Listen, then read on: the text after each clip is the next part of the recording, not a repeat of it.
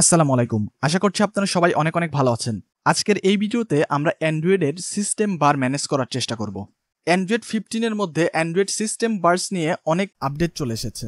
কোডের মধ্যেও পরিবর্তন হয়েছে এবং এই বিষয়টি নিয়ে আমাদের মধ্যে অনেক কনফিউশন কাজ করছে। ওয়েল, আজকের এই ভিডিওতে অ্যান্ড্রয়েডের সিস্টেম বার্সের যে বেসিক জিনিসগুলো আছে এইগুলো আপনাদেরকে দেখিয়ে দেওয়ার চেষ্টা করব। স্ক্রিনের উপর দেখতে পাচ্ছেন আমি অ্যান্ড্রয়েডের অফিসিয়াল ডকুমেন্টেশন ওপেন করে নিয়েছি। অ্যান্ড্রয়েড 15 এর মধ্যে কিভাবে সিস্টেম বার ম্যানেজ করতে হবে তার একটা সুন্দর এক্সাম্পল এখানে দিয়ে দেওয়া আছে। কিভাবে স্ট্যাটাস বার ম্যানেজ করতে হবে, কিভাবে বটম বার ম্যানেজ করতে হবে, তার সবকিছু এখানে এক্সাম্পল সহ পাবেন। চলুন আমরা একে একে বেসিক বিষয়গুলো জানার চেষ্টা করি। আমি যদি স্ক্রল করে নিচে আসি তাহলে দেখতে পারবেন স্ট্যাটাস বার কিভাবে ম্যানেজ করতে হবে, এবং আরেকটু নিচে আসলে আমরা দেখতে পারবো যে আমাদের বটম যে বারটা আছে এইটা কিভাবে ম্যানেজ করতে আমাদের হবে। এখানে বটম বারের বিভিন্ন মোড দেওয়া আছে, আমাদের এইগুলো দেখে আসলে ম্যানেজ করতে হবে।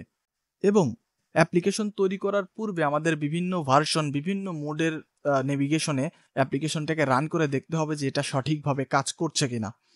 তারপরে সবকিছু চেক করে অ্যাপ্লিকেশনটাকে প্লে স্টোরে লঞ্চ করতে হবে, অন্যথায় বিভিন্ন ওয়ার্নিং আসতে পারে।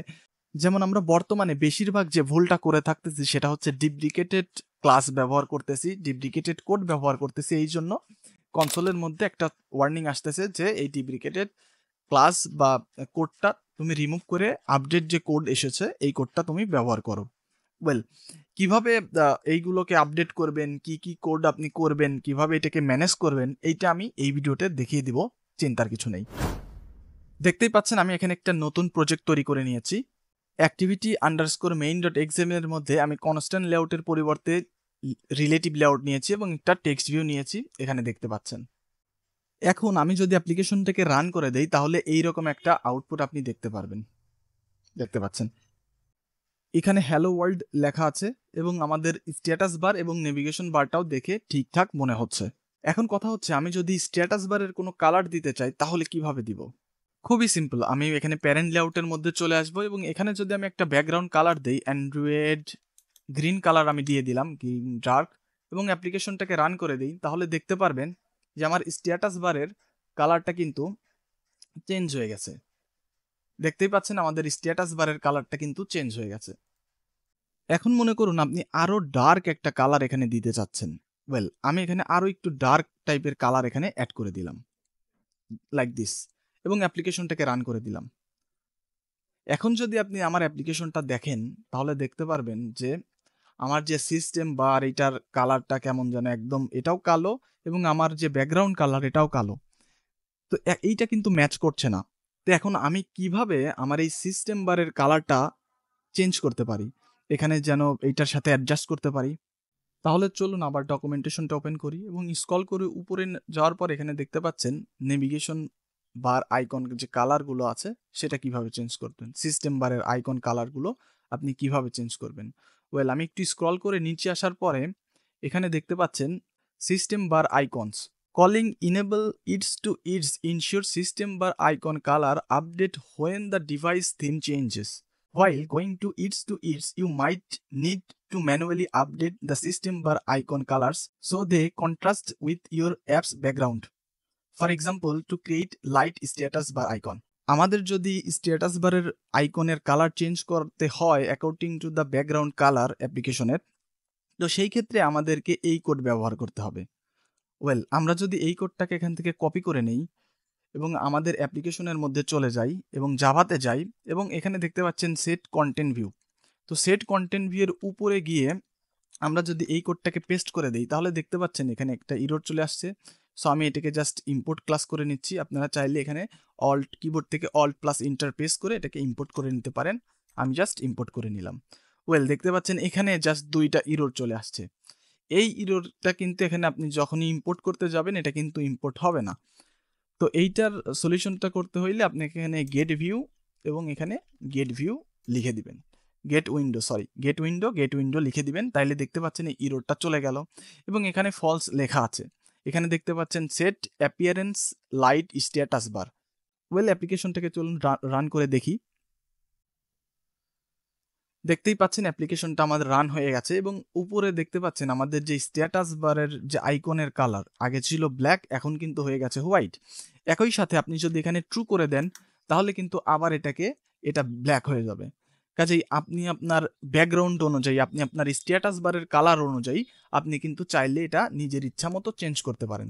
আমি এখানে এটাকে ফলস করে দিচ্ছি, যেন এটা ব্যাকগ্রাউন্ড কালারটা মানে সাদা হয়ে, মানে ব্যাকগ্রাউন্ড কালার বলছি, যেন আইকনের কালারটা সাদা হয়ে যায়।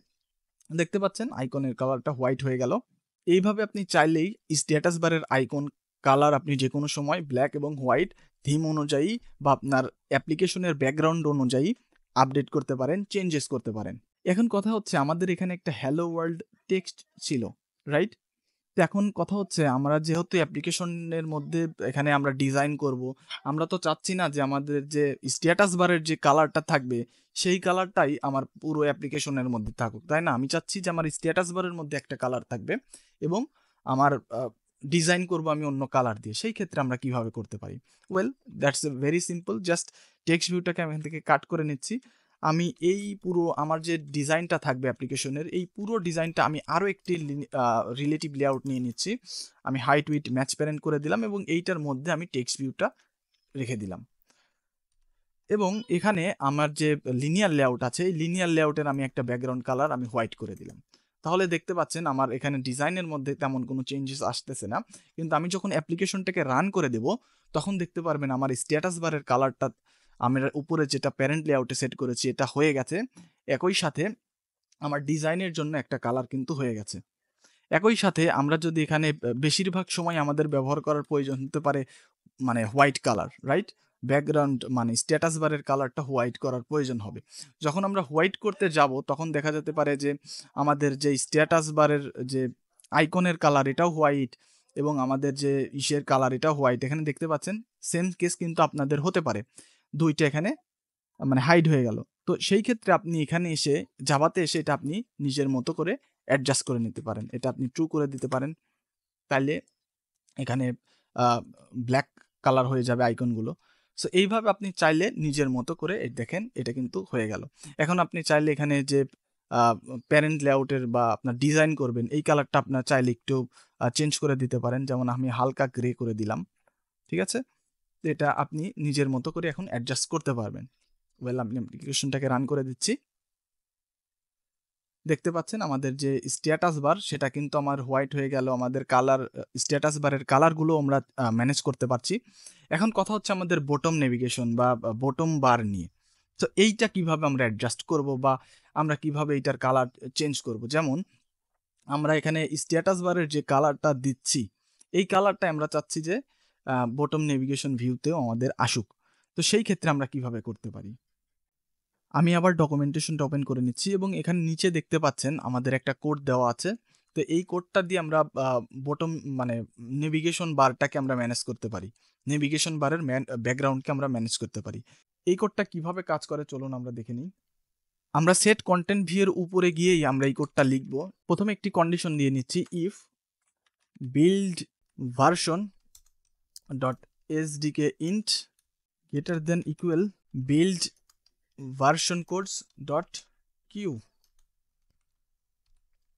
তাইলে আমরা যে কাজটি করব সেটা হচ্ছে get window dot set navigation bar contrast enforced যেটা আছে এটা আমরা নিয়ে নিচ্ছি এবং এটাকে আমরা ফলস করে দিচ্ছি।